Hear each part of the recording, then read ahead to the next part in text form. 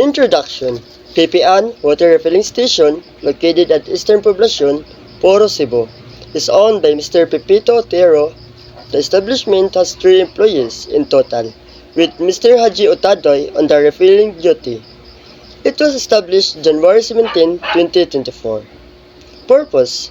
The purpose of establishing Pipian Water Refilling Station located at Eastern Poblacion, Poro, Cebu is to provide access to clean and safe drink water, promote health and wellness, create local employment opportunities, contribute to environmental sustainability, and generate income.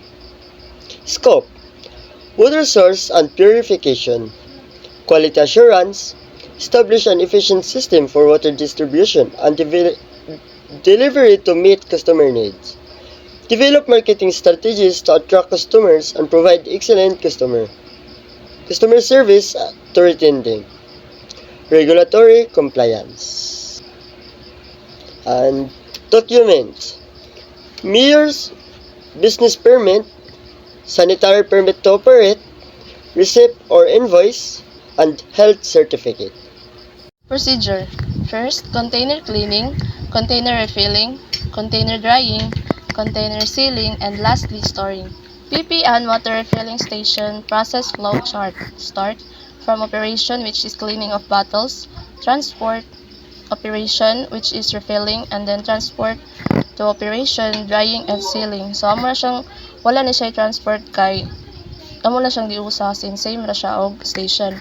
Dayon, transport to storage, and then lastly, end.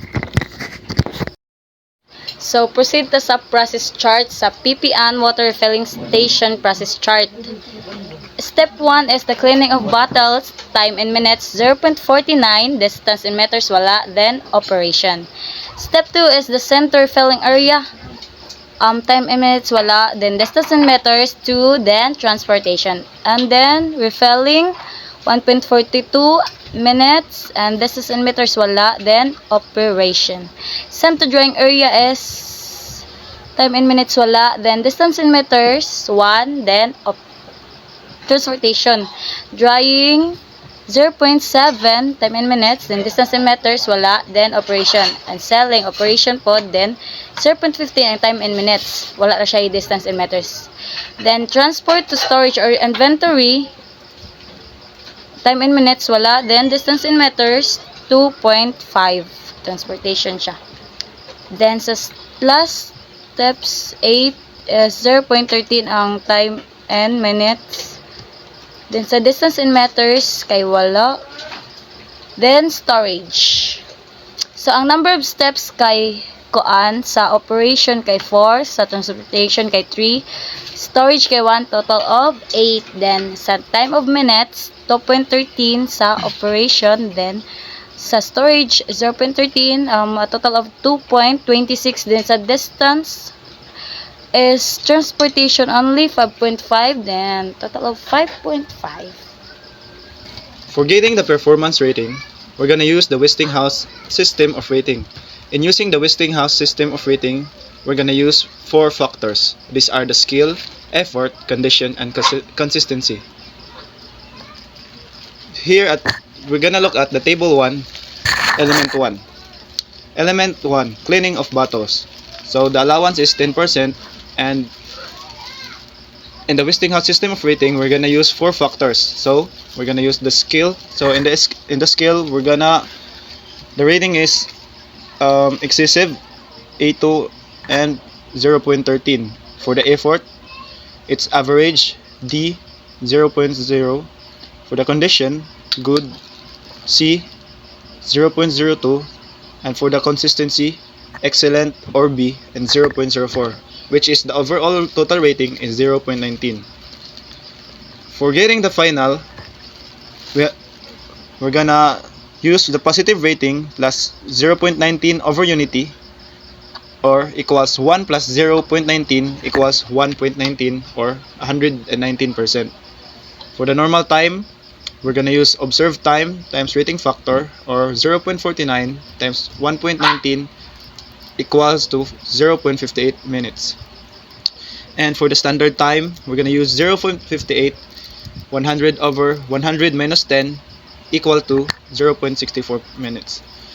For the table point 1, element 2, we're gonna use still the Westinghouse system of rating, and based on table 1 element 1, here in table 1 element 2, it is element 2 or the refilling, which has the allowance of 10%.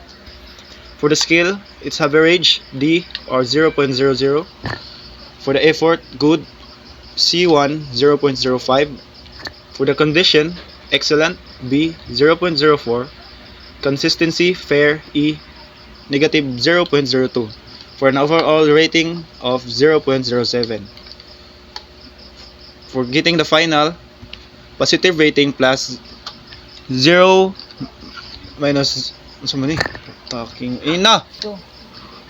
For the final rating factor, we're gonna use the positive rating plus 0.07. Na putol na yun ako fluently. Okay, bye. For the final rating factor, we're gonna use the positive rating plus 0.07 over unity, or equals 1 plus 0.07 is equal to 1.07 or 107%. For the normal time, we're gonna use observed time times rating factor, which is 1.42 times 1.07 or equal to 1.52 minutes. And for the standard time, it is 1.52 times 100 over 100 minus 10 or equals to 1.69 minutes. Sa table 1.3 sa element 3 kay kuha na siya about drying. So ang given gihatag na mo ani nga allowance kay 10%. Tapos kani siya kay na break ni siya into 4 to rate the kuan ng worker. So na skill, effort, condition and consistency. So ang gihatag na mo nga rating para sa skill kay good, which is C1 na equivalent kay 0.06. In terms sa iya effort kay average, then D na equivalent to 0.00. As same gihapon sa gihatag naman nga rating sa condition, which is average, tapos D, then 0.00, then how man kay consistency, which is good, or C na equivalent to 0.01. So ang overall nga total rating ani niya kay 0.07. And to get the final total rating, ano to? Then to get the final rating factor kay add na to ang positive rating plus 0.07 over unity. So equivalent niya, so equals din siya sa 1 plus 0.07 equals to 1.07 or 107%. Then to get the normal time, ang magigamit nga kuan kay observed time times rating factor. So observed time times rating factor kay equivalent to 0.07 times 1.07. So ang normal time niya kay 0.07 minutes. And to get the standard time kay 0.07 times 100 over 100 minus 10 or 0.08 minutes. So ang iya standard time kay equivalent is equals to 0.08 minutes. Then the next one kay ang table 1.4, which is the element for nga ceiling. So same ra gyapon ang gihatag namo aning allowance time kay 10%. Then sa skill kay ang rate namon kay good, which is C1 equivalent to 0.06. The next one kay effort, which is good, then C1 0.05. Next one is condition, excellent, B 0.04. Then consistency, which is fair, E negative 0.02. So ang overall total rating niya kay 0.13. Then to get the final rating factor, so more gihapon gi-add ang positive rating plus 0.13 over unity. So 1 plus 0.13 is equals to 1.13 or 113%. Then to get the normal time, observed time times rating factor equals to 0.15 times 1.13 equals to 0.17 minutes. So ang normal time sa kani nga process kay 0.17 minutes. Then to get the standard time, 0.17 times 100 over 100 minus 10, so equals to 0.19 minutes. So the standard time sa kani nga element kay 0.19 minutes. So the next one kay table 1.5 or element 5, which is storage. So ang allowance time gihapon namo nga gihatag ani kay 10%. So skill average D 0.00. Sa effort excellent B2 0.08. Condition good C 0.01. Consistency kay good C1, so 0.01. Overall total rating namo kay 0.11. And to get the final rating factor kay amo ra gyapon, so positive rating plus 0.11 over unity equals to 1 plus 0.11 equals to 1.11 or 111%. And to get the normal time, times ra gyapon ang observed time times rating factor is equals to 0.13 times 1.11 equals to 0.14 minutes. Then to get the standard time equals to 0.14 times 100 over 100 minus 10 equals to 0.16 minutes. So ang standard time niya kay for this process kay 0.16 minutes. So here's the data of our conducted study. We got the 5 elements. First is the cleaning of bottles. Cleaning of bottles have 30 samples and the average time of 0.49 and the rating factor of 119, a normal time of 0.58 minutes and a standard time of 0.64 based from the conducted solutions above. Next element is the refilling. It has 10 samples and the average time of 1.42 minutes and the rating factor of 107 and a normal time of 1.52 minutes and a standard time of 1.69 minutes. And the third element is the drying.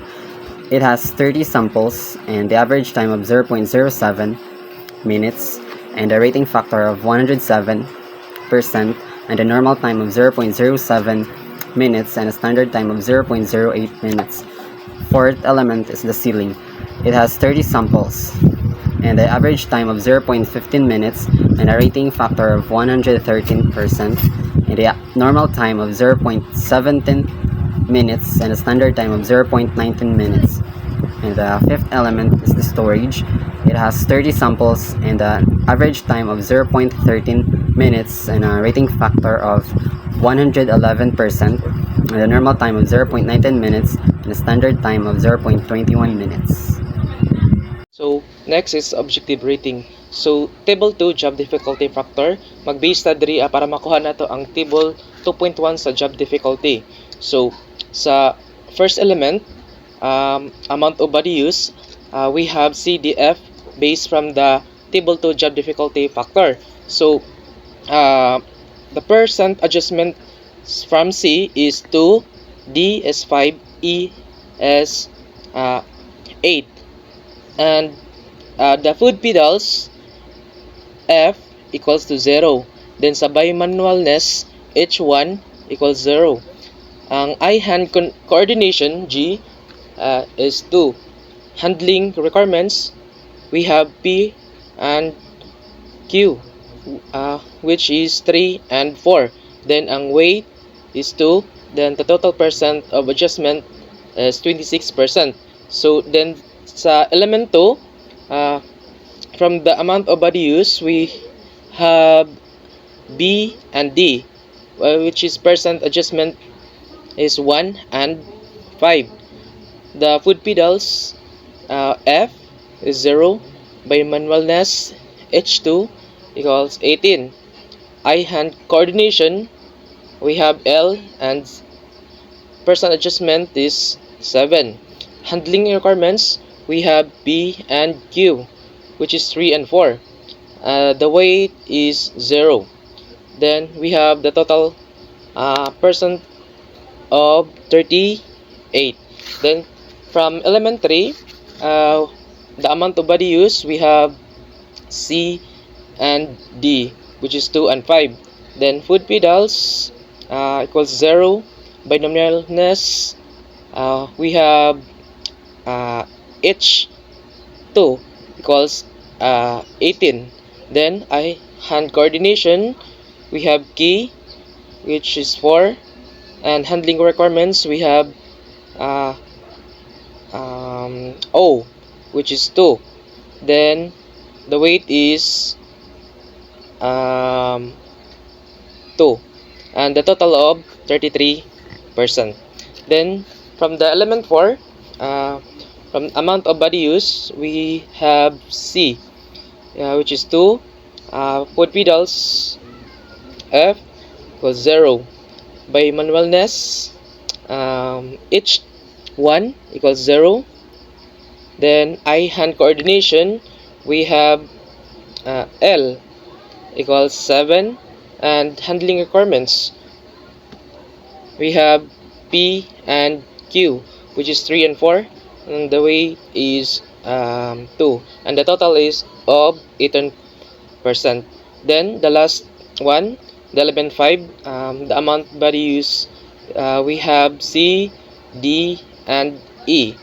Then from C is 2, D is 5, E is 8. Then the foot pedals, we have F 0, by manualness H2 equals 18, and eye hand coordination, we have key equals is 4. Then the handling requirements, we have P, Q, and R, which is P equals 3, Q is 4, and R is 5. Then the weight is 10. Then the total of 59%. For this one, we can solve the normal time and standard time of each element based sa table above. So, and by using the same rating value from Westinghouse and allowance in each element. So, for element 1, base time equals 0.49 times 119 over 100 equals 0.58 minutes. Muna siya nga itong base time. Next is normal time. 0.49 times 119 over 100 times 126. Nakuha niya ang 126 gikan sa job difficulty, which is 26 giplasan og 100. Moto nahimog 126. Then over 100 equals 0.73 minutes. For standard time, 0.73 times 100 over 100 minus 10 equals 0.81 minutes. For element 2, base time equals 1.42 times 107 over 100 equals 1.52 minutes. For normal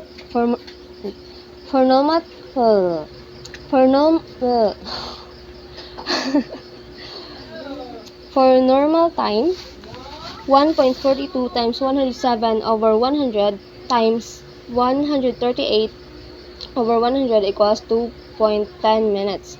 Then standard time equals 2.100 from normal time times 100 over 100 minus 10 equals 2.33 minutes. So, for element 3, parihara gyapon ang solution. For base time, ang result kay 0.07 minutes. Normal time, 0.10 minutes. Standard time equals 0.11 minutes. For element 4, base time is 0.17 minutes. Normal time, 0.20 minutes. Standard time is equals to 0.22. Element 5.